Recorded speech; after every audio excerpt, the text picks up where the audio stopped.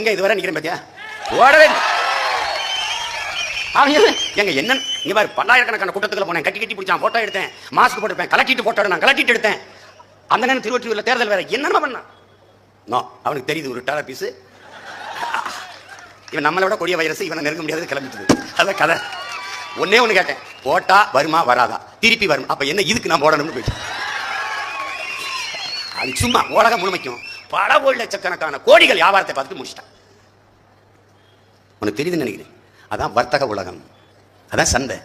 சந்தை பொருளாதாரத்தை ஏற்றுக்கொண்ட நாட்டில், உலகத்தில் நீ ஒரு உயிர் அல்ல, நீனும் ஒரு பண்டம். பண்டம்னா எப்படி? லட்டு, பூந்தி, மசால் வடை, ஆம வடை, மிளகா பிச்சி, அப்படி நீனும் ஒரு பண்டம். அண்டா, குண்டா, மிக்சி, கிரைண்டரு, டிவி, ஃப்ரிட்ஜி, ஏசி, தூசி, இது மாதிரி நீனும் ஒரு பண்டம். இப்போ நீ பண்டம் எப்படி நான் சொல்றதை நம்ப மாட்டேங்கல? போ ஆஸ்பத்திரிக்கு போ, உன்னை கூறு போட்டு வித்து விட்டு போறான். நீ வளர்ந்து வந்தீங்கன்னு வச்சுக்கேன்,